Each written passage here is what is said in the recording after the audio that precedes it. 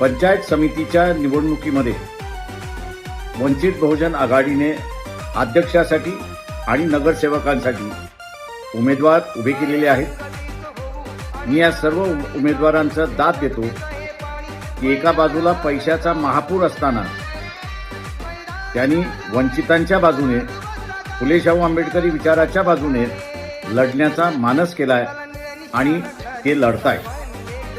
अशा सर्व कार्यकर्त्यांना